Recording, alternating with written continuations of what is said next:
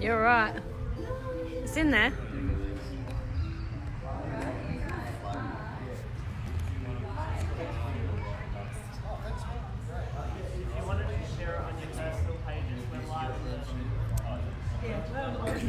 It's live now.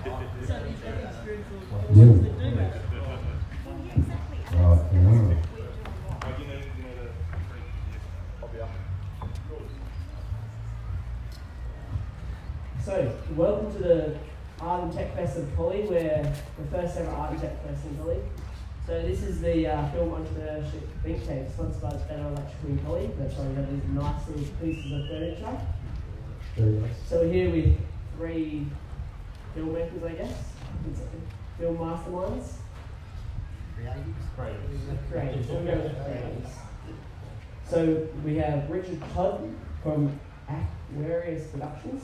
Yeah, Aquarius Productions, that's fine. Dean Lomax from Lomax Media. Yes. And Roly Skender from Franklin Sound. That's sweet. So firstly, I would just like to ask you to introduce yourself, tell us a bit about yourself and what you do. Should we go like that? Yeah. Richard Todd, Aquarius Productions, commonly known as Toddy. Even Mum calls me Toddy these days. I've been in the filmmaking side of documentary now for about 20 years.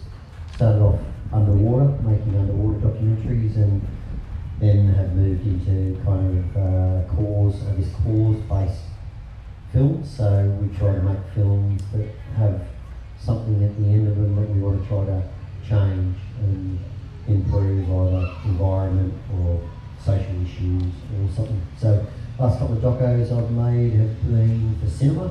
Prior to that I made TV stories, and I made Frackman, which released in 2015, which looked at the whole coal seam gas debate and a guy that's surrounded by the gas industry, so that was like a David and Goliath type of story.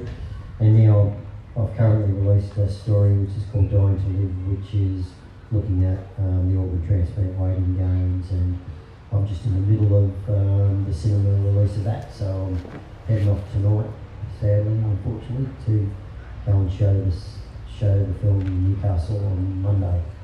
Because I wouldn't mind staying around and seeing your stuff tonight, to be honest, and listen to the band who I know. But yeah, that's me. So documentaries is my game.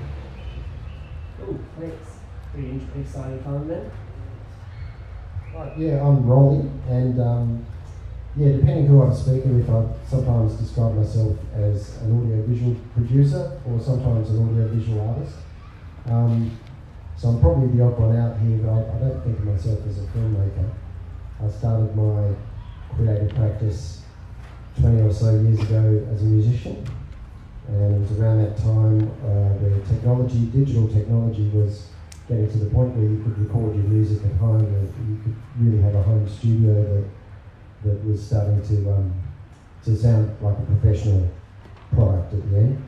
And always interested to see how video technology kind of lags slightly behind the music technology and sound technology, and always been keeping a bit of a close eye on that. And I noticed a few years after digital technology was coming out for audio, it started to happen for video as well, and particularly in the area of projectors and getting a very brightly high-powered projector into a very small and affordable little package started to happen around the early 2000s, I think. And I sort of latched onto that by putting a projection screen behind my band at the time. And then I started to get a lot of friends who also had bands wanting me to do a similar thing for their bands, and that sort of grew on to DJs and starting to do visuals at festivals and things like that. And it grew on to the point where I started doing a little bit more on the video side of things, similar, I guess, to where you guys come from, but I didn't go quite down that route as far as I could have. I was doing a bit of community video for festivals and things like that. I sort of sidetracked a little bit to get into this art scene, which I'd always kind of been a bit on the outer of anyway, doing a Festival in Perth and things like that. And that led me to start doing these public art projections, which is a lot of what I do now, is based in large-scale video projections in public places, on buildings, on trees, and there's always a strong audio and sound element to it as well. So just really trying to get people to take a short space of time to kind of forget about the world around them, and in a similar way to someone might watch a magician or something. That I want people to look at this projection and just have a moment of wonder. Maybe is really what I'm trying to achieve with it. Ooh. Fabulous. And I've seen your website. Your work is incredible. Oh, thanks. No worries. Dean Lomax is my name. I'm the owner of Lomax Media. I've quite the joke at work is I'm the world's longest personal work experience ever. Still doing work experience after almost 30 odd years. So I started in '83 back in Queensland with the Channel 10 network as an assistant cameraman. Worked my way up through the different roles in a commercial television network. Moved over here in '95 to work for GWN, the local TV station, and then we set up our business in 2001. So year 17 now, and the whole part of our industry I love the best is that you're forever learning. There's always new stuff happening all the time. If you kind of told me back in the mid 80s when I was kind of shooting commercials and news for Channel 10 that almost 40 years later I'd be flying kind of drones through the sky with 4K cameras hanging off and things like that, people would have said you were mad. But now it's just part of the tools of the trade that we have along with all the other gear we have. So that's what I love about our industry. It's kind of the same work that we do. I think you put it beautifully before, Richard Howes it. So we're in business to make money, and so as I said, we're doing the same thing every day, but the scope of things we are able to do with the tools we have out there now is just ever increasing at what we can do.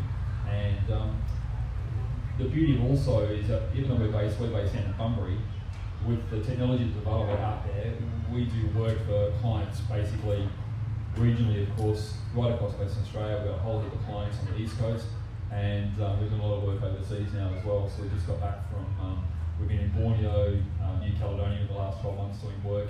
We've got clients in the UK, Canada, Europe who get us to do their Australian-based work.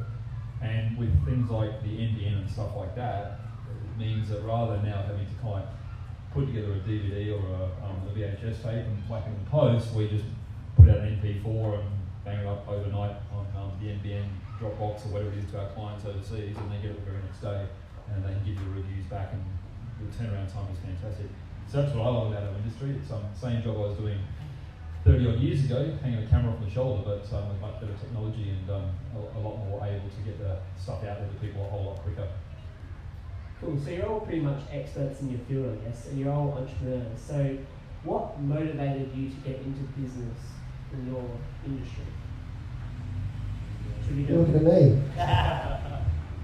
I never really thought of myself as an entrepreneur. It took me a while to realise that that is probably a large part of what I do. And I think, I don't know if it goes for you guys, but just being your own boss is just a really appealing factor, and not having to work for the man. I really have always been, that's always been something very strongly appealing to me. But I don't know. And also no one, I think as you mentioned, Dean, that the careers we all have now didn't exist in their current form 20 years ago. So I think just that power of the imagination of doing something that's new and cutting edge, I think is a really large part of that for me as well. Yeah, probably working for the TV networks for so long, it was probably just a natural progression that there was demand out there for freelance services, got more and more because all of the TV stations were shrinking as far as the amount of people I had on board and also the productions in-house. And so it was kind of like just a natural thing to go, well, there seems to be an opportunity there. So we started off with one person himself, and we just built that business up over time to now having 5 full-timers and a whole heap of freelancers who work for us as well. And and exactly what you're saying. I just love even though the buck stops with you and you're the person who sits there at 11 o'clock on a Saturday night, shooting an event because you are the person. But the freedom that you can make the decision if you want to work or not. I'm pretty heavily involved involved in hockey. It's my next big love after my family. And to know that I can say I'm taking 4 weeks off to go overseas and play hockey is a big thing for me, being able to do that. And the business gives me that kind of stability and security that I can do that as well. So yeah, just being my own boss and making my own decisions on where we're going. I'm really hard to work with, so I thought it'd just be smart to work by myself. That's pretty well the truth of it. But also, my road to filmmaking, I was telling these guys this morning because they were in the workshop, but it was actually quite accidental. I didn't start off thinking I was going to make films, but my path led me to starting to.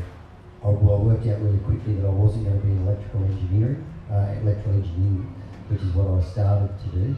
And then I decided once I'd actually admitted to myself that I was never going to be an electrical engineer, that I should do something creative, because I'd worked out pretty quickly that monotonous stuff wouldn't work with me. So I thought if I got in any type of creativity, I wouldn't mind being poor, but I could not stand being bored. So that actually led me to photography, and then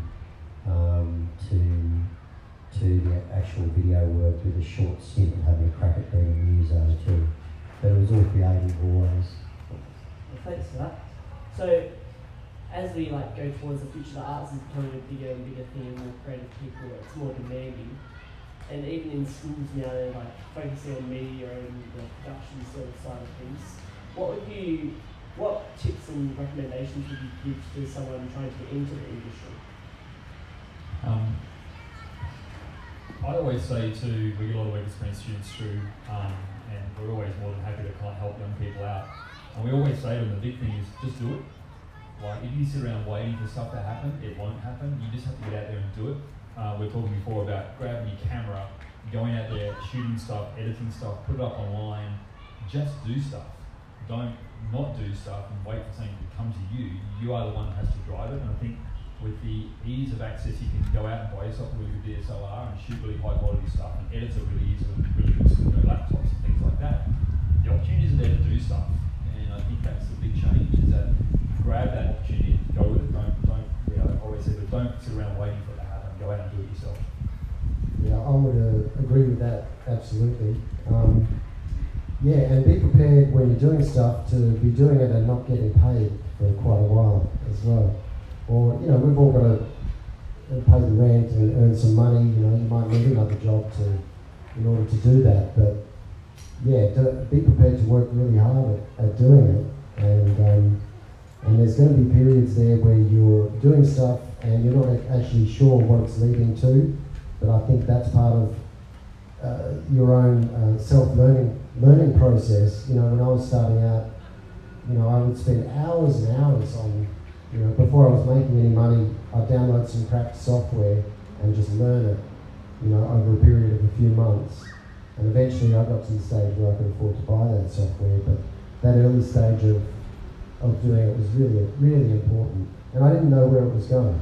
So I could have gone in, and there's definitely a lot of doubt that seeps in when you're doing that for a long period of time. When is this going to lead somewhere, But I think if you keep your eye on the ball and not necessarily have a set goal in mind even for some of that stuff, but make sure that you're constantly following something related to your field, I think, that you get into that really floats your boat, and I think you'll eventually get there.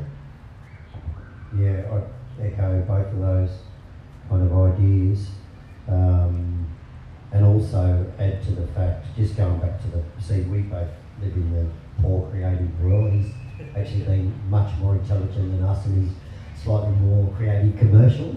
But in doco world, and I'm sure projection world's pretty similar. You don't end up a millionaire from the type of work we do. Not just saying that you do, mate, but well, not yet. That's right, not yet. But one of the things that I often say to people, going back to that, expect a lot of work for not great reward, especially at the beginning, when you're starting out, no one knows you, you're still trying to work out how to monetize it and be true to yourself with your creative side. But a really big mistake that I do see is that People will either finish film school or go for a career change and then decide all of a sudden to do it full time. So they just go, right, I was working at Woolens, but now I do want to direct docos. And they quit their job and they become a doco filmmaker. And there's no money for months, you know, and they work out very soon that they shouldn't quit the job. And I'd actually say, as far as a golden bit of advice, just start backing off on your other job. You know, start doing the creative one that you want to do, and you just replace it. So if you can find yourself a day of paid work, then you can drop a day of paid work with your current job. So, and if you're lucky enough to do, you know, when I started out, all I dreamed about was working full time in my creative space. It was never about being the best at this or being. I was just thinking, this would be super cool if I could make docos full time, and that was my job, and that was enough to put rice on the table. So I think that's, you just got to be really realistic early and slowly get rid of the other job until you get to that stage where you can kiss the other job goodbye, but don't do it in the same day you decide to be creative, is my tip. There's a level of uncertainty you've got to be comfortable with, I think. I don't know, did you have that experience? Oh, absolutely. Yeah. I worked for GWN until '98, and I quit GWN and set up a business with a mate of mine, who I eventually sold my share to, and I went out on my own and thinking exactly that. Like, I can do this by myself, and there was just not that momentum there behind me. I was just really treading water, and it took a while to build up. And being by myself, again, you had to make it happen. And then GWN basically started giving me a whole heap of freelance work, and that saved my bacon, because they eventually said to me, do you want to come back full time? And I just grabbed it, and I went back full time to GWN in the news department for a while, and did exactly that. So while I was working there, I built up the business on the side until, you know, my wife's background is finance, so she knew where our break even was, and she said, right, the business is going well enough now, you can go. And so I stayed at GWN for about another 2 or 3 years from when I went back until I was ready to go again. So absolutely, I used that GWN time to build up, make sure I had enough to go back and do it again. And if I'd done that the first time, I reckon we would be much further along in the business than we are now. We're doing well, but yeah, if I'd done it 3 years earlier, it would have been a whole lot better. Continuing with the subject of like future filmmakers and in the creative industry, do you think with platforms like YouTube and Vimeo that it's easier to get more of a presence online through the online platforms now for startup filmmakers? And Yeah, I think it's just absolutely changed the landscape, not only for our areas of creativity, but I think you know, it's also changed for the likes of musicians, you know, to be able to actually go out, record a song at home and put it on YouTube and hope that somehow it sticks in amongst that, you know, that mad online world of millions of different things. But if you do end up in that situation that you just hit something that's right, you do see overnight stars born in all areas. And that's a phenomenon that was never around even 20 years ago, because first you'd have to have someone like in the music scenario, not my scenario, but the music scenario, you'd need a music producer to say yes to actually produce you. You'd have to find the money, which was ridiculously expensive, to go there each day and record songs, for them then to take the recording and try to get it onto radio, you know, versus you write a song and it's a good song, and then you just think, I might just float it out there for free and see what happens. So yeah, it feels like it's changing. The other side I want to talk about is just also now there's the platform using the likes of Facebook and websites, etc., to raise money for your creative pursuits with the likes of Possible here in Australia, you know, which is a similar thing to Kickstarter in the States, and to be able to, you know, put something online that gives people an idea of what you're about, whether it's projection or a little trailer for a documentary that I'm trying to get funded, and to reach out to, you know, the wider web sphere and say, can you chuck $10 in or $20 in if you believe in this project to try and bring it to fruition. So it's had a remarkable effect on creativity and creative pursuits in general, I feel.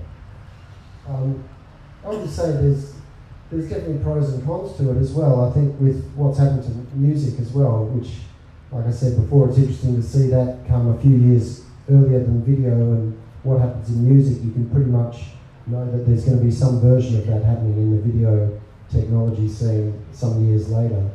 And in some ways there's been a devaluing of music through subscription services where people now just expect to be able to turn on a tap and have everything they want. I think we're in the process of having that happen to video as well. So we've got things like Netflix, which subscription services, but it doesn't quite have all the content we want. But with all the other services like YouTube and Vimeo, there's so much on there that people are now expecting of that, and they're going to be prepared to pay less and less for it over time. And I think maybe looking again back at the music industry and what's happening there is it's created a growth in the live performance area of that again. And I think to think about what that means for film is a little bit different, but I think maybe there's something. It's interesting that cinemas are still alive and that people are still engaging in this ritual of going to the cinema with their families and spending good money to do so, probably more than they've ever spent in the past as well. So there's pros and cons to it, I think. Yeah, look, I have to agree, and the beauty of the online format is that you can now get your content up there relatively cheaply. If we go back, and Richard probably had the same thing trying to pitch, back in the old days of the TV station, if you went on with a really good concept, they'd basically throw money at you and say, go and make us 6 episodes and get it back to us and get it on air. Whereas now, you don't go to the program manager anymore with content, you go to the sales manager, because they just want to make money out of it. So if you've got a really good product, they'll say, well, you've got a great show about drones, let's just say as an example. Well, if you want to get your TV show about drones on television, you get JB Hi-Fi or Camera House to come on board as a major sponsor, and they'll pay us $40 grand an episode to get it nationally. And so what happens is that it makes it really hard, because they've got a marketing budget and they may not want to spend it there, they might spend it somewhere else. Whereas you can go and do an online show and build up the viewers, so you get a lot of people following your YouTube channel, your Vimeo or whatever. So that gives you the power then next time you go back to the TV station, you say, well look, I've got this great online show about drones and UAVs in Australia. Well, it's got 110,000 viewers weekly logging in and watching every episode we do. The TV stations go, well, I want a piece of that. So all of a sudden those online channels are giving budding producers an opportunity to get their content online a lot quicker. I'll give you a great example of 2 sets. The other night my wife was watching one of those really baggy reality shows on TV, which I had no interest in. I don't know what Yeah. So we've got Chromecast on our TVs. So we've got Chromecast on our TVs in our house. And I just went back into our bedroom and I grabbed my phone and I logged on to International Hockey Federation and watched their half-hour TV show about hockey around the world. I mean, that's produced really cheaply out of Switzerland or Sweden, where their headquarters are. And basically, it's one reporter, one cameraman going to a place somewhere in the world, reporting on a championship and doing a couple of stories. They bang it together, put it out every week, half hour.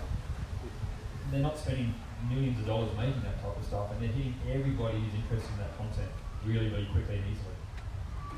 Yeah, we live in like an era where 5 years ago, the stereotypical kid stream was to be an astronaut and now it's to be a YouTuber. And like instantly, we're already live on Facebook right now.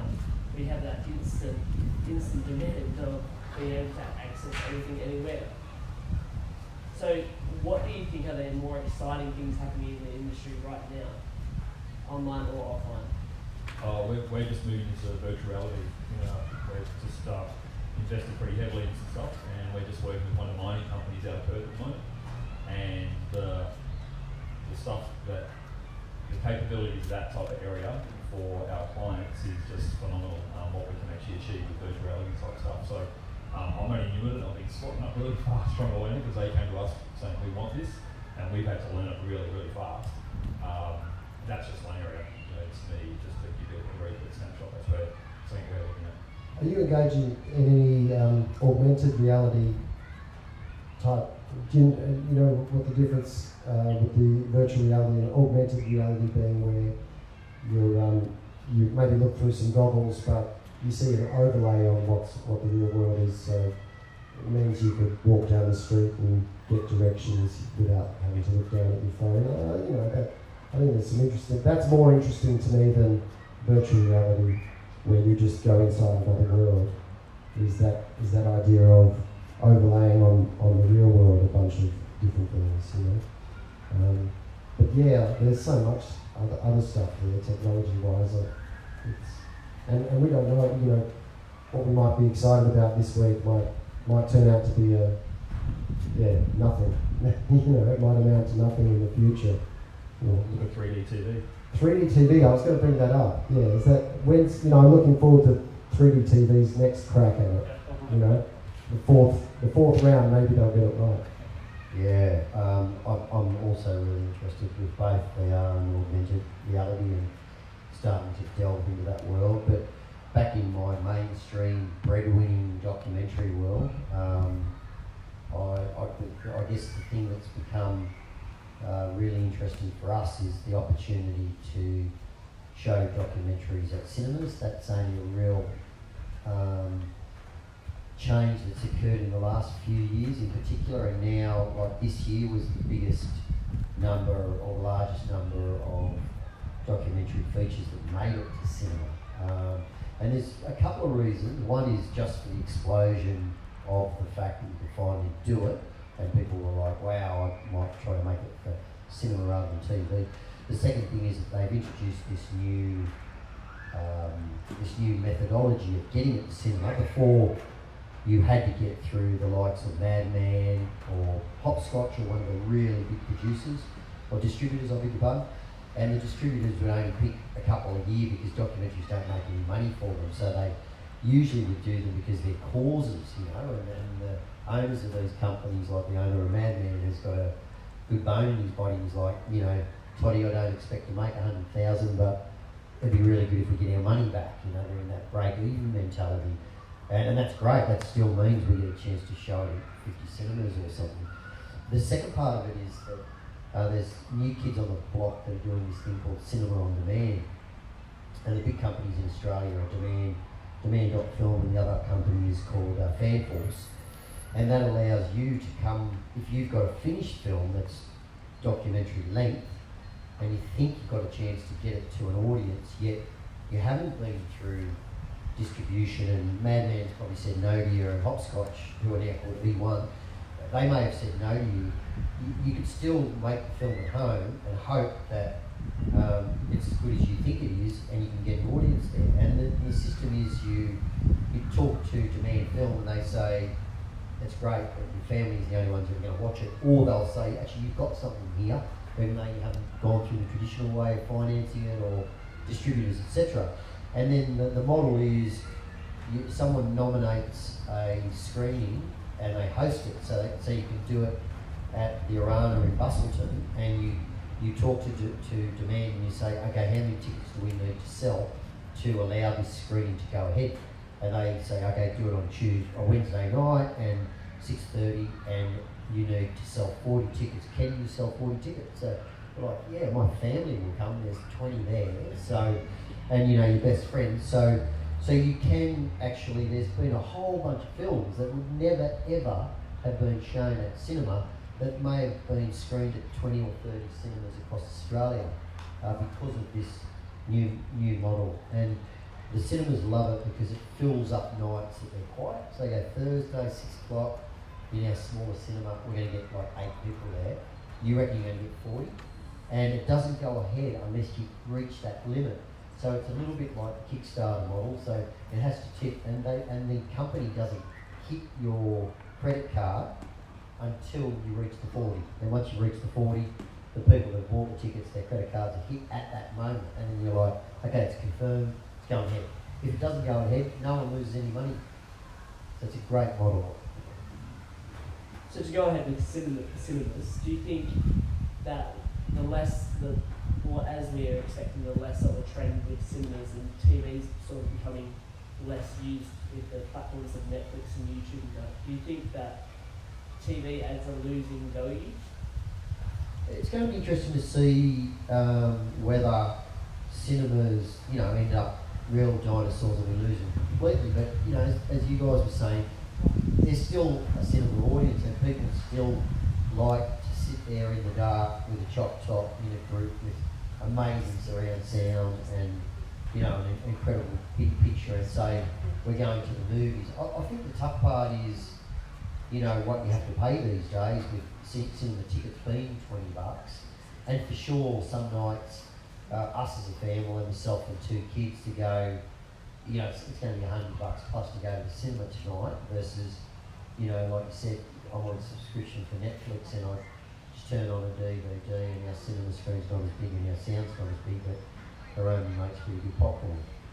So it'd be really interesting to see, the advertising and whether they survive. But, I don't know if I'm just an old fellow or what, but I still like to go and buy the newspaper, even though I subscribe to reading news online. I physically like to go and have it in my hand, with a coffee and sit down and read the newspaper. And I physically still like to go to the cinema and hopefully, that just isn't, both of those things don't have dinosaurs. I haven't really got a lot to say on that because it's not really my area at all, but nobody likes having an ad show up in the middle of a movie, do they? I think that's one thing that Netflix definitely has got right, is that at least with the subscription services, they don't need to do advertising. And then you see something like, the app on SBS, which tries to do its own kind of Netflix thing, but it's got ads on there, and every time an ad comes up, sometimes I'll be on the Chromecast thing, and that'll come up and it'll flick me back to the beginning of the movie after the ad, and it just doesn't work properly. And the culprit always seems to be these streaming ads that they want to put in 4 or 5 times during a 1-hour show, and I hope it's on its way out. Yeah, my wife and I, we try and go to the movies at least once a week because I just like that whole experience of going in there, exactly what they're saying, and you don't have to think of anything else. You just know you're going to be watching a movie for an hour and a half, 2 hours, whatever it is. And it's actually interesting if you go to the cinemas now and you watch the ads have just come so far from just a slide with a really dodgy music track and a bad voiceover behind it, generated by some tone changer, to now they're fully fledged commercials. I mean, the ads we make, we supply to a company in Perth. They put ads on at the cinema. It's actually really funny when you see the cinema and you go, oh, I made that. That's pretty weird. But even on television, from our point of view, from a commercial producer, we're still making probably as many TV commercials as we used to as we are now. Like, it hasn't dropped off. They're still there. And there's always that, it's the end of TV as we know it, but I think there's still going to be, for a long, long time, commercial television, free-to-air will always be there, because there won't be the people who can afford to do their Netflix or their stands or pay-per-views or whatever, so they still won't just go turn on the TV and watch it. And it is still probably one of the better ways to get your message out to an audience, just on television ads. So it will probably change. I mean, there's been a few things which have happened in TV ads. You know, you might watch now and you'll see down the bottom Shazam logo. Shazam. Where, and it's a big thing. This is where it probably has progressed, is multi-screening. So now, whereas before you would sit there and watch your TV, do any of you guys just watch your TV without your mobile phone or your iPad there? No. It's all multi-screen. You're sitting there watching TV and you go, oh, there's a really good special JB Hi-Fi on your phone, and search that GoPro 5 is on sale for $298. Cool. So I'm going to JB Hi-Fi. Or you see the logo come up in the corner of the Toyota commercial, which is Shazam. So what do? You hold your phone up and it takes you to their website, which shows you the Collie is now out there for $18,554 plus tax. So they are changing and trying to. It hasn't quite got there yet, but there are some things out there with TV commercials and cinema commercials which are quite changing to grab technology and go with it. Yeah, well, there's not many, I guess, for the younger generations, rather than TV, they go to their phone. All the news is now on Facebook. news. So do you think TV and virtual reality are the major hotspots to look out for in the future of productions? I just thought of another one because you mentioned Facebook and online news. Is the deep fake videos as well? The videos that make it look like Donald Trump saying something that maybe he didn't say for a change. That's going to get so pervasive that you won't be able to be sure at all of whether you're watching, if what you've been watching is real or not. I think, and that's really frightening to a lot of people. But I think there's just going to be a blanket uncertainty around visual content in the same way that there can be around text content now. Maybe that's what a lot of people are saying anyway. So, would you say virtual reality and augmented reality are the major hotspots for our future of production and creativity? No, just part of the whole picture. It's just another thing which is out there. I mean, to me, to see movies still being made and documentaries being made in the traditional format, I think is still a really, really important part of our creative world. And I hate to think that's anything that actually they don't happen. I think they have to be happening. There's so many different things as well. So as real-time 3D processing gets more powerful with there's projection and projectors getting more powerful and bright through LED technology, laser technology. There's potential for 3D laser holographic projections in the future. There's so many things. So it's really hard to say what the most exciting or likely of those is. But we can only guess. I think. There's been a really interesting journey too for VR and augmented reality. And when it first turned up and people were using goggles and feeling the immersiveness of the experience, there was an explosion of thought that was all about, this is it, no one's going to have a TV anymore, everyone is going to be sitting around with goggles on, and until you do it and then you feel it and you go, that is just insane how real it feels. However, the biggest barrier that they've had, and they still face it, so VR world's kind of gone up and down quite a bit. It's gone from being, this is the next best thing to, we're not sure about this, and then there's another sudden kick to it.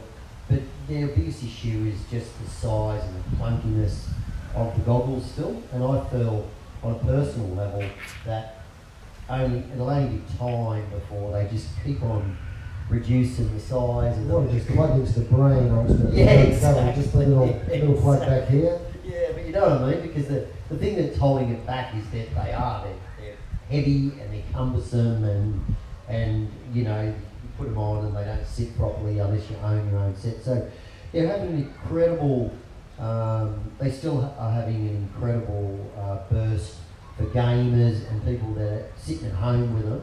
But the idea of, like they did with cinemas, of turning up at a 3D cinema with a pair of 3D glasses on that they'd hand out, has never really petered out. You're seeing parts of it. You can go to the Fremantle Museum now and have the Antarctic experience, and you sit down and you're in a cinema with really good surround sound. It's 7:1. It's bigger than 5:1 surround. So the audio is incredible. But even I went and did it about 3 weeks ago, and when they gave everyone the goggles and took you through your little instruction on how to use them and adjusted them for people like me that have glasses and put them over the glasses, and they started it, 2 people still were having troubles with connections and that. So they're really not there yet with that side of getting rid of this cumbersomeness, because if they get rid of that, TV as we know it and cinema as we know it will change, I believe. I think it's part of the experience as well, is that my wife and I go to the movies and sit beside each other and watch the movie and wow, cool, how was that? Whereas if in the glasses, and as you said, you just don't get that interaction and the whole feeling. Like we went and watched Bohemian Rhapsody last week, the Queen movie, and the whole audience was rocking in the cinemas. If you've got glasses on, you're watching that, you don't get that. So we're here today with a panel of all males, and we have some great female producers in Australia like Rachel Perkins. Do you think it would be it's hard for women to make it into the creative industry, and what barriers do you reckon hold them back? Yeah, it's good you mentioned that the all 4 males actually up here. 3 old males and 1 young fella. So, I don't really want to be cautious of trying to speak for how hard it is for women in general, as a general group, in any particular industry. I think it varies a lot. I think in that sort of little scene of the VJing and the kind of 3D projection world that I'm in, there seems to be quite a few women involved in that. And I think the film industries, there's definitely some other deeper challenges there for women in general. I also think at the end of the day, the biggest barrier to you being a successful creative practitioner is yourself, really. You put up your own barriers a lot, and I think they trump other barriers that people put up around you, because that would be my say. But I don't want that to sound like I don't believe there's discrimination, because I think there is. I just think it varies a lot between different industries. I'd have to say in probably, I guess, television and video, like I guess the area I am, I would suggest that, it's a pretty even type of, I guess, mix. You probably find there's more ladies out there producing television and stuff like that, whereas the male side of it, I guess, is probably a little bit more of the camera work. There are female camos and editors, and don't get me wrong, but... What about directors? You probably don't see live directors as much from ladies. The ladies will tend to be what we call director's assistants, which, and trust me, I've had a director's assistant on many occasions when I'm directing, and they're probably more crucial to the role than almost myself, because they're the people responsible for the timing and, making sure it all happens. And so it's, I think they're in that more producing role, and the guys are probably more in the production role, in the camera work, editing kind of stuff. But don't get me wrong, as you said, there's some amazing ladies out there shooting and editing and doing some stuff in our industry. They're absolute jets. They're fantastic. So, but I think they're more involved in that producing side of it. We've got a really good mix, but there has been some incredible initiatives in the last few years to really activate more female directors and female producers in doco world.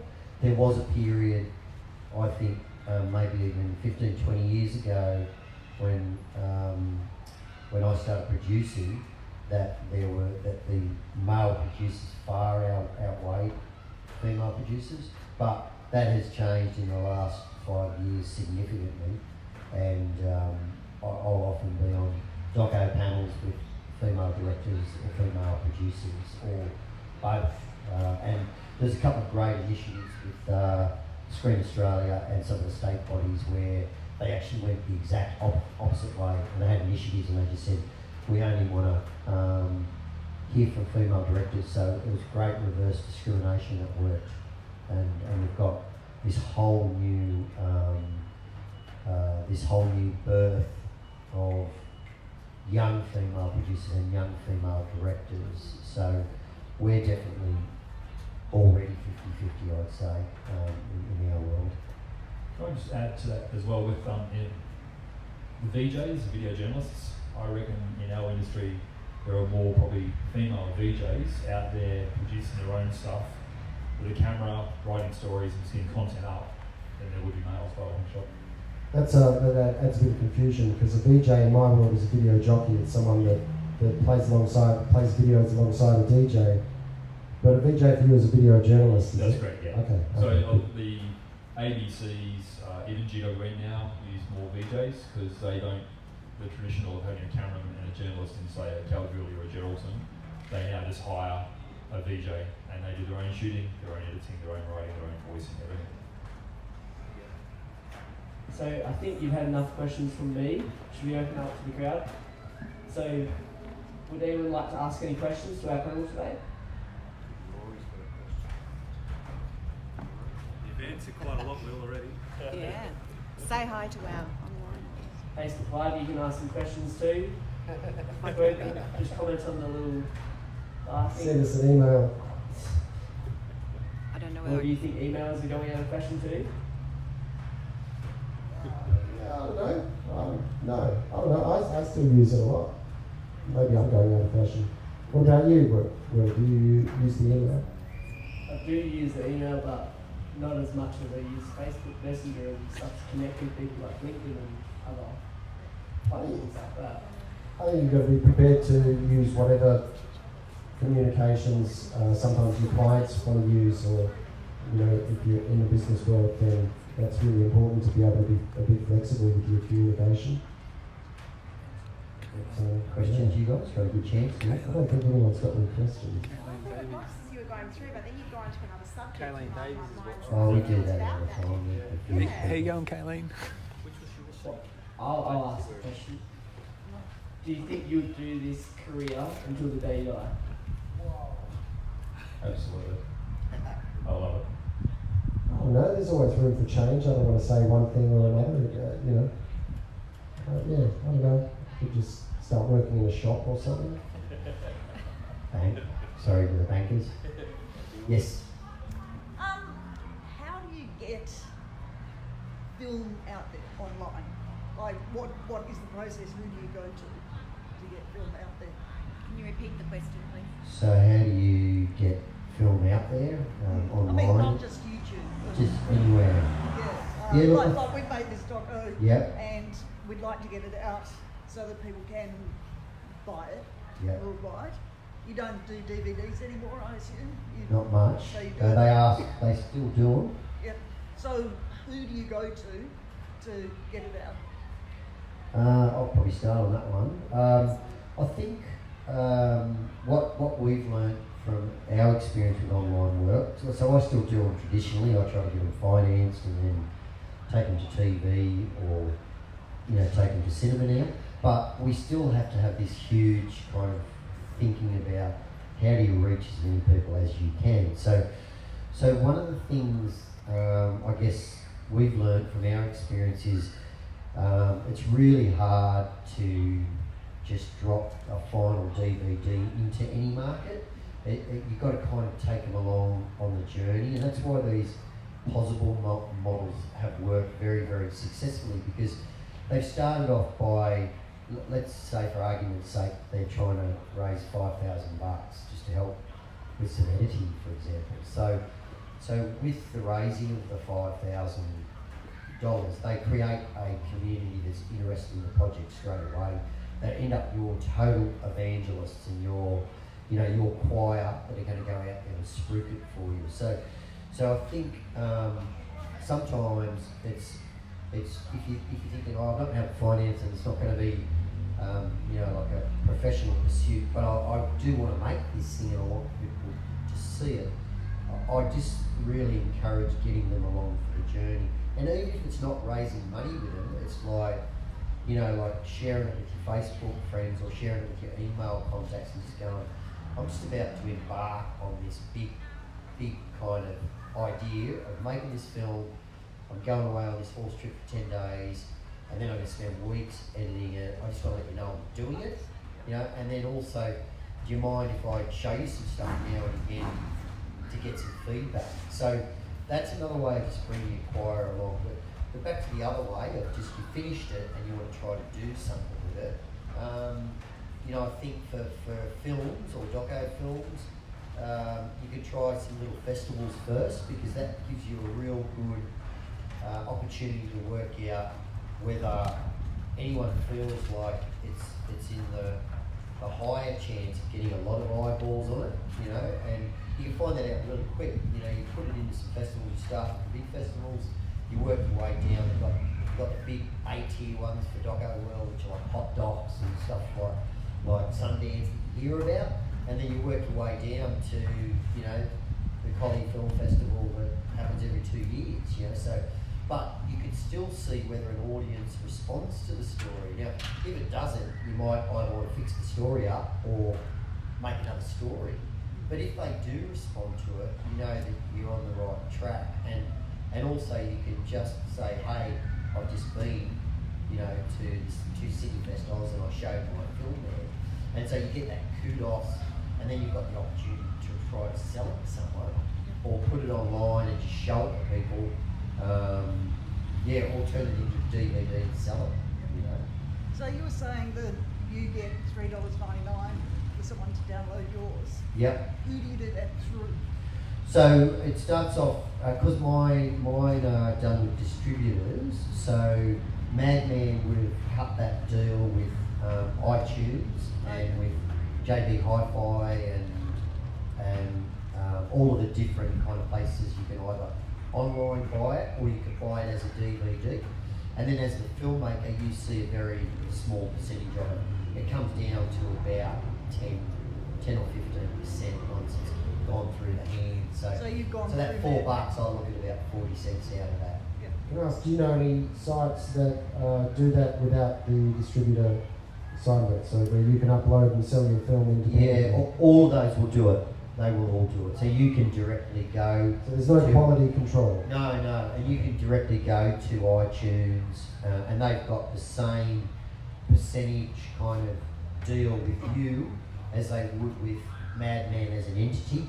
The only reason that we do it through Madman is because at the beginning of our doco, they put up a distribution guarantee which allows us to get other financing. The money's actually nothing, it's like a loan really, but the fact that they've said we will distribute this film and it's only 10 docos we'll do this year, it allows me to go and get funding from Stream West. But you can go direct to Vimeo and you can go direct to YouTube and iTunes, sorry, not YouTube, they don't sell it, but the likes of iTunes and any of the other kind of professional Vimeo will sell things, etc. So, and then you get a percentage of whatever they pay the price of, and it's a, no matter who you are, it's the same. It'll be like 30-70 or 40-60 split or something like that. And what format does it need to be in to send to them? It's W text, they vary, but it just be like an MP4 high res, full res, etc.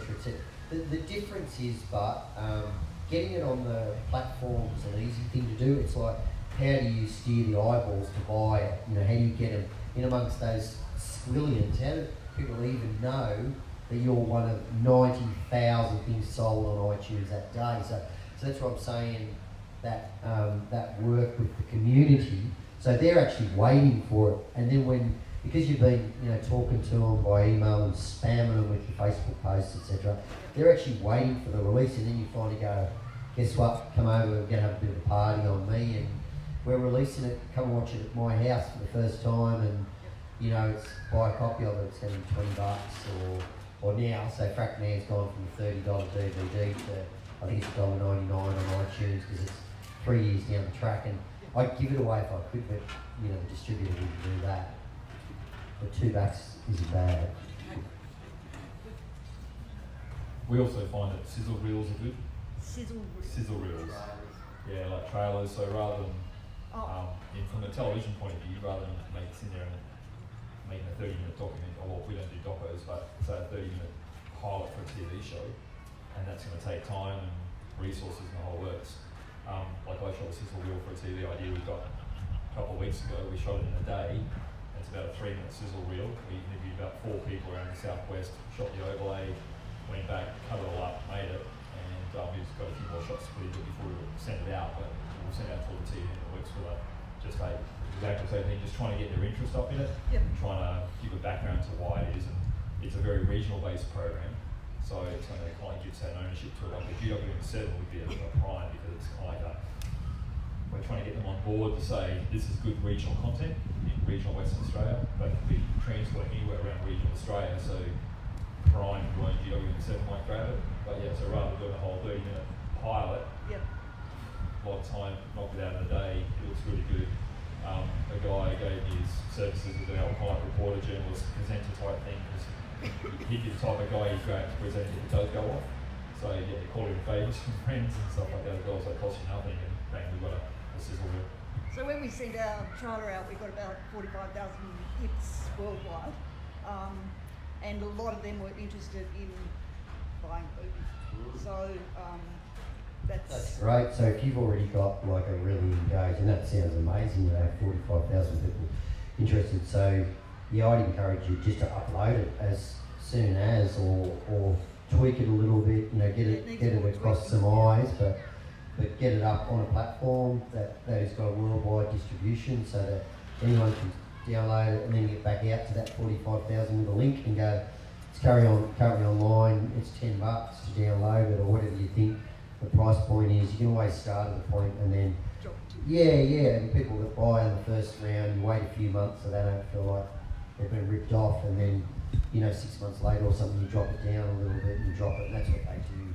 That's what they've done with Frackman, you know, and the likes of all of our stories. But sounds like you're already halfway there, to me.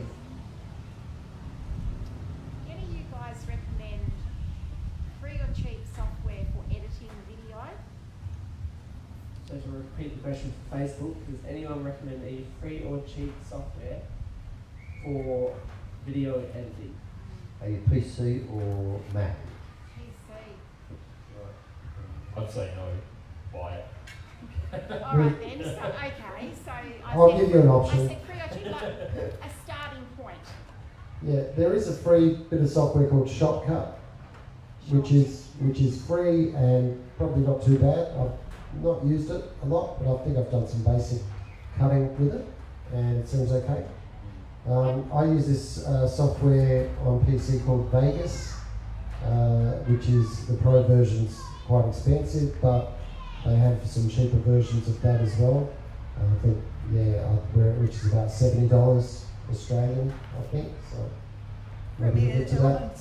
Premiere, I'm not a fan of, but some people, it's a subscription service now, isn't it? No, So, but Elements isn't. It's just you can just buy it. oh, okay, yeah. Yeah, well, that's another option. I'm not sure what the cost is. And then with Macs, iMac that comes with it is plenty powerful for anything really, unless you get into the next level. iMac will do just about everything you want. iMovie will just about do everything you want. It's very, very user friendly and free. But for Macs, that is, of course. I just don't want to spend a bucket load on something and go, no, I just want to get a feel for it first. Like my You first can drive. Elements is good. Yeah. Elements is like, yeah. it's funny, we're completely Adobe, like all our edit suites are the full Adobe Creative Suites. But when I very first started back in early 2000s, I bought a copy of Elements and taught myself how to edit on Elements before we took the plunge and bought Premiere. So I think they've just come out just the other day. I saw Adobe have come up with a new one that sounds, and it might even be free. Rush, yeah, which might be more like an iMovie alternative on PC as well. That could be worth checking out. yeah, and it's also on your phone as well. The other thing to remember too is once you've learned how to edit, it doesn't take long to go across to all the other ones, because you know, you learn the craft of editing first, and then it ends up just keystrokes really after that. You know, the platform will look different, but it's the same thing. You're still cutting, pasting, you're still transitioning and fading to black and putting music and narrative and for any type of storytelling that you're doing. So we just, you know, I did Final Cut Pro all my life and have just cut this doco on Premiere, and the first few weeks we were in there kicking and screaming, but you know, now it's as second nature as Final Cut Pro was after the edit. Practice it and work through. Can you get away with using Elements, or would you advise if we want to go further to get the full suite? Yeah, whatever you use, it just gives you better exports and a lot more capability if you use, whether you're using Vegas or Final Cut or Adobe or Premiere. Elements is good to learn on, to get the basics from our point of view, but I would always step up to some bit more pro to put yourself out on. I would say the user at the end it's going to be pretty indiscernible to the user though, isn't it? Yeah, pretty much, because as you said, I think the most important thing with editing, I always believe, is storytelling. I just don't want to give the impression that there's a worse quality result from the cheaper software, because there's not. No. It's really just about workflow and what you want to do that's extra. Yeah, the only other part I'd add to that is just functionality. So for example, for us on a big project where we've got a lot of footage, a lower level of software will crash on it. It just is not built to handle 300 hours of doco, whereas I can do that with Premiere at their level. I am actually finding that. Yeah, and Final Cut Pro's the same. Until I went to Final Cut as opposed to iMovie, it was just stopping, and it was just become annoying. I'm like, take me $200, I'm there, because how much is your frustration, your stress, and your time worth? So I think that's the only other thing. Some of them are just built to deal with a bigger, more robust, and also the way that's then delivered to platforms, seamless deliveries to other things. But I totally agree with you. Still comes down to, bad, as I say, bad tradesmen blame their tools. It's you that's making it, and your story will never change on whether you use Elemental or the best Premiere you've ever seen. The way where I learn things is you just go on YouTube or Google what you need to know. Yep. Yeah. There's a question over here. With big productions and all that, obviously you need to use higher grade computers and all that. It's like solid state drives and CGI and all that. I guess for like the person that's starting out, where do they get into that? Like you have to spend about, for a 4K camera these days, to edit that data. Like on a normal computer, you get all that glitchiness and freeze.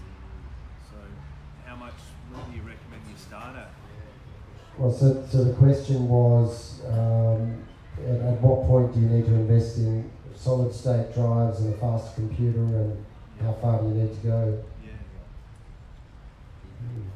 We build our own computers from scratch, and they're all solid state. And again, it's because we don't shoot pretty much anything less than 4K. And the two guys who work with me, who are our editors, are more into compositing, so they work kind of like that way, and lots of layers, whereas I'm more of a traditional editor, so I tend to work that way. So rather than layering up heaps of stuff, I tell a story linear almost. So our guys, because they layer everything up into compositing, so there's heaps of effects and doing some pretty hard processing, so that's why we need some pretty ramped up systems. So the video cards are crucial. You spend good dollars on a really good video card.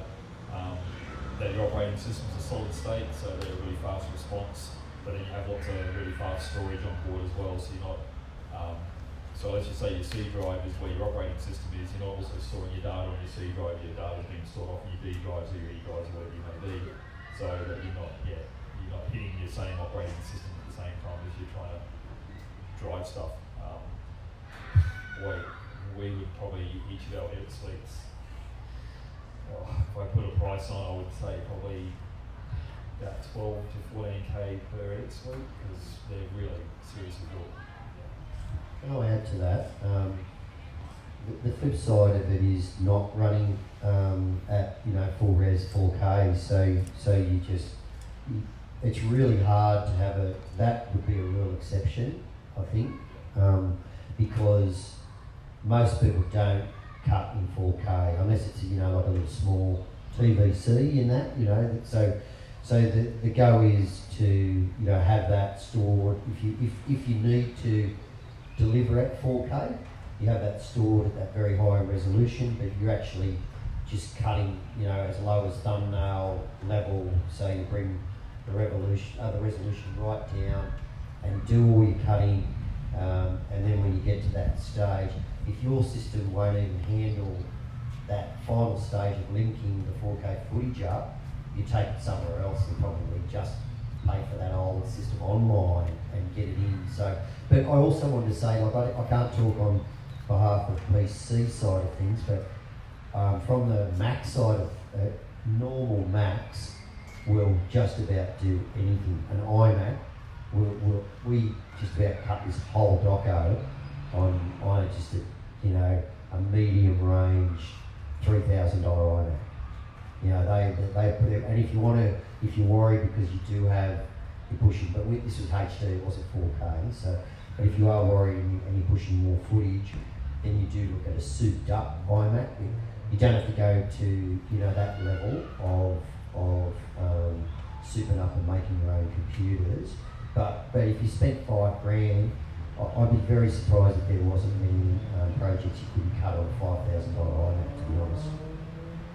So can you do the editing at really low res and then basically import those videos at 4K? Yeah, exactly. You link up. So there's part of your process is that right at the beginning you decide to go epoxies rather than the real footage, but it's the same clip at the lowest res you can see it at. Yep. And then right at the end of it, you hit a button that says link up from original media, and then that saves you pushing around all of that footage at Find full out if you can do res. that on Elements.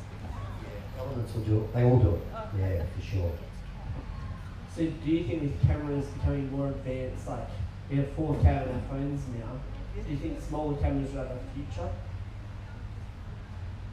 There's something about a bigger camera that always, here we go, makes it look more professional, And I've been in situations with my little camera where I kind of get pushed around by the guys from Channel 7, they think they're, and you've got to stand your ground, and I have a friend that used to use his feet to kick people out of the way and things, but I think there's always going to be someone with a bigger camera, isn't there? It's like motor vehicles, it's something, it says something. Yeah, we have a laugh about it all the time because we'll go to a job and if there's an event, for instance, and somebody will rock up with a DSLR hanging off one of those things, and we're kind of firing on our red, and the red's all fully rigged up with monitors hanging off it and live links and the whole works. And yeah, it's a bit of a funny thing because I think we touched on it before, where you said about the end user. Nobody sits at home and goes, wow, that's being shot in the red. They just see pictures and content, and so it's a really funny thing. We choose to use that style of camera because that's the quality of stuff we want. But there's absolutely nothing wrong with still doing with that and capturing exactly the same content. And do the TV stations accept one just as much as the other? Or they prefer the... Yes and no. So if you went back to when I started working in '83, if I rocked up, if I'd shot a VHS tape of a really bad house fire, the technical guys back then would say, not a chance, we're not showing that, it's not the spec, not a chance. Now, you could shoot it upside down on your phone back to front with wrong colour, and they'll put it on air because it's content. That's what they want. And that's how it's just content driven. It really is. The TV stations now, if you make a TV commercial or content to give to them, there are, as you said, they'll provide you with a spec sheet and say this is what we require it to be at. You can't give them stuff which is really shoddy. We get given content to us and we have to knock it back because we can't use it. And especially when you deliver commercials to TV station, goes through a third party called AdStream, and AdStream check the quality of it, and if you fail audio levels, all that, they'll knock it back on you. A lot of the limitations on phone cameras and things they'll only show themselves to most people under low light conditions, I think. So it would be possible to trick those people at the station with an iPhone, shoot something on an iPhone on a really bright day like today. It'll look fine. No one's going to question it. We'll get stuff which you just have to use, so you work around it. So we might say it's a widescreen shot we shot in our red, but somebody might give us some really great footage of an event. So rather than using that phone footage full frame, we might zoom it down, put it into a frame, put it on tilt on the side, and put a super saying Collie Film Festival and have some vision hanging off the side of it. The TV station won't pick it. The biggest limitation, but is the audio. So if the audio is good, there's cinema docs all around the world that have been shot on iPhones now. So, but you can't use the audio on your iPhone. So that's when they use separate audio. But the pitch quality of the iPhones, Samsung's etc. is just phenomenal. So if that's not holding it back, it's usually the fact that the person that's made the story hasn't realised that the audio is probably more important than the picture. So that's the limitation usually. We did TV. We were overseas in a TV show, and a thing happened at an event where I didn't have my camera gear with me because we'd just gone to a place, and this event happened where we needed to capture it. So I grabbed my iPhone 5 at the time, I was ripped it out, put it on the side, shot the whole thing, dropped it into the show, which we were sending back to Australia every couple of days. Nobody picked it. Nobody went, oh, that's an iPhone 5.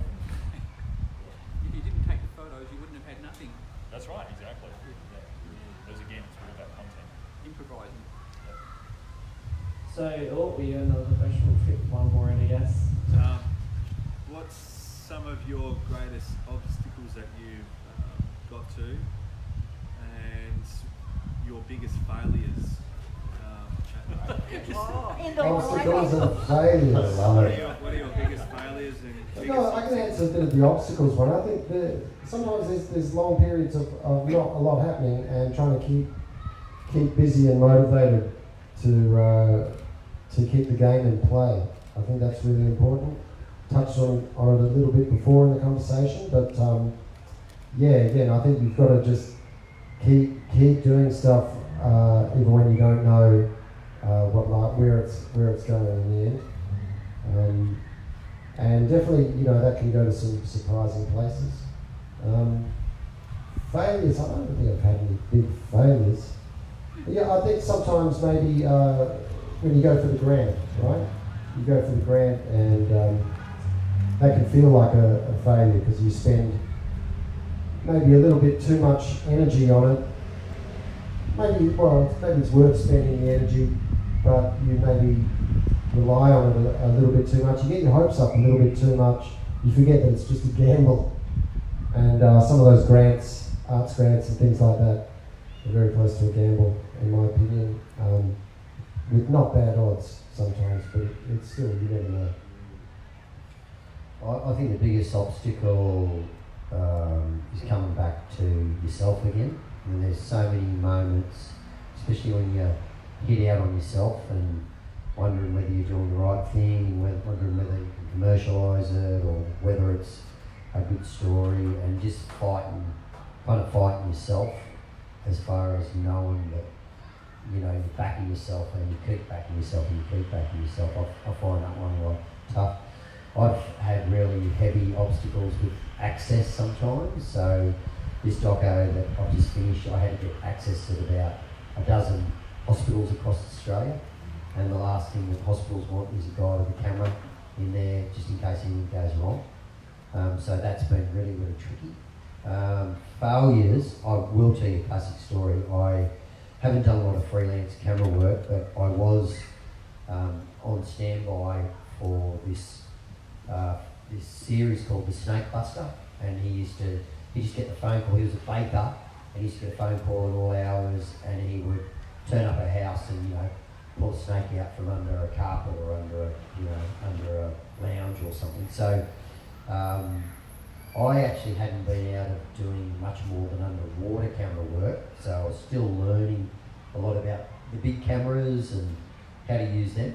But this company liked the work that I was doing, and I kind of bluffed them about my experience level a little bit. And I turned up to do this Snake Buster shoot, and the producer turned up with the camera, and I put the lens on the camera, and I started to, because it's all happening, like you just turn up. I met him there. I was living in Shoalwater at the time. Drove from Shoalwater.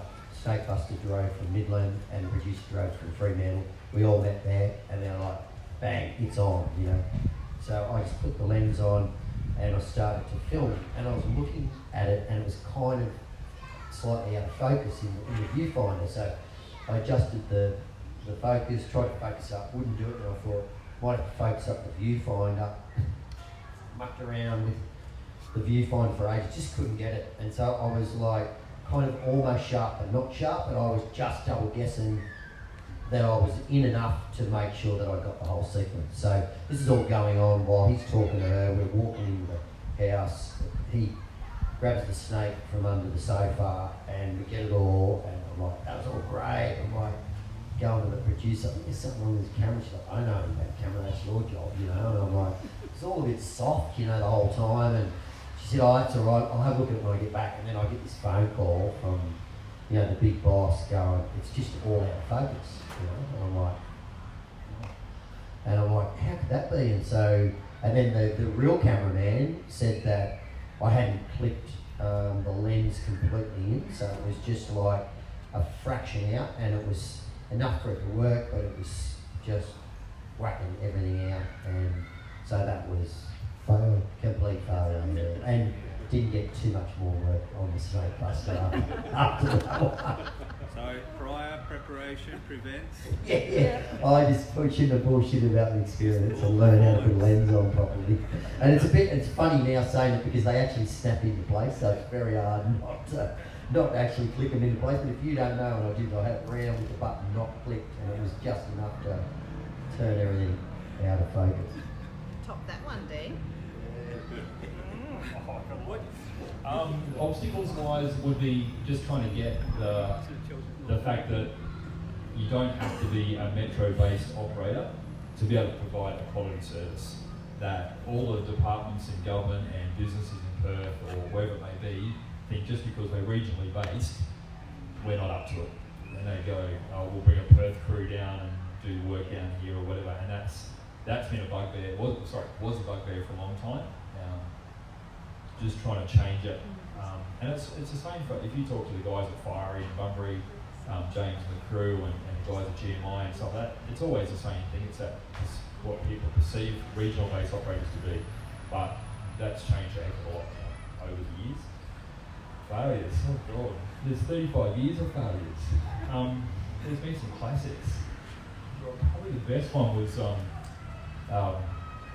we were shooting. You probably know the ad on TV for Phoenix Petroleum, where there's a Phoenix Petroleum trucks driving all around the southwest. We've been shooting for about 3 days all around the southwest. It was all drone work, and we got everything done apart from one shot. And the shot was the Phoenix Petroleum fuel truck driving on the new, the road that goes on the side of Bunbury Inlet, and you've got the wharf on that side, and they built that new walkway. So we were due to do that. That was one shot left. So we finished shooting on the Friday. We rescheduled that shoot for Monday. I flew up to Pilbara, did 2 days of shooting on one of our mining clients. It was like crazy red dust, blowing a gale. The drone got absolutely covered in red dust. We got back on the Sunday night. We stripped it down. We cleaned it all out. Monday afternoon, we met up with the truck driver, set the shot up, the whole works, reset the drone up, and one of the props wouldn't click in properly. And so I was not really happy, so I took it off, gave the surfaces a clean, reset it back in there, started her up, took it off the ground, it worked okay. And we're going, hey, this is good, we're good. Rang the truck driver, said, right, stand by, queue, because he had to come down through a bit of a roundabout and come back. And we were sitting there, and he rang us on his mobile and said, I'm at the lights, I'm coming through. I said, great. So I was driving the drone, Aaron, my cameraman, was running the camera on the drone. We took off, we sat about 2 metres off the ground, just off the bottom end of the inlet there. And he goes, and I was on the phone to him, and he goes, here I come. I said, great. So we launched out over the water. We were probably about from here, that speaker away. Next to the drones just chucked a prop, just flying off. And it's just going, push into the drink. And so I just ripped phones, wallets, keys out, and just dived in after it. But that's not the best part of it, because then what happened was we threw the drone, I got the drone off the bottom of the inlet, brought it back up, took the batteries off straight away, threw it all in the car, told the truck driver, sorry, not going to happen. We raced back to my house. I took the drone inside and just threw it in the shower. So there for about half an hour with fresh water through it, trying to get the salt out of it.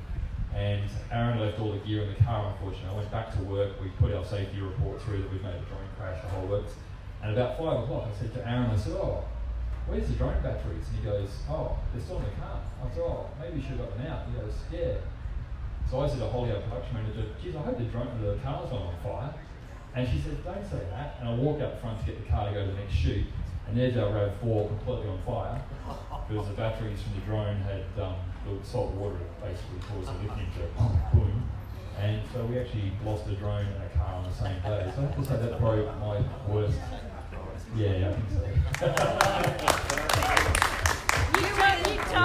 They topped it. It was really funny because when we rang Todd, insurance have just gone, oh shit, there's no way that's happening. And they sent a person down from Perth to come and investigate the whole work, so they would not believe that's what happened. But it was it's a great story because we teach Camera House drone safety, and we actually use that story to tell people how dangerous lithium batteries are. And yeah, so it was an expensive afternoon. Isn't that called lessons learned? Oh, lessons learned big time. That's why there's lipo bags in all our cars.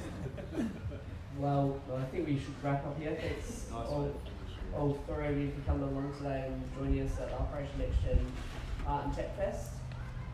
Just to note, we have the bar opening at 4:30, and we have Roly and from Frankenstein presenting from what time? Franken Sound. Franken Sound. There's going to be sounds and and visuals over on the From old Dart. good shed. From Dart, yeah. From Darts It's to Dart. And we have some food vendors coming, and it's going to be a great night, great afternoon. And there's a concert here. And next up we have the music think tank, music entrepreneurship think tank from 3 o'clock. So thank you, and Thanks a lot. have a good weekend. Cool. At home.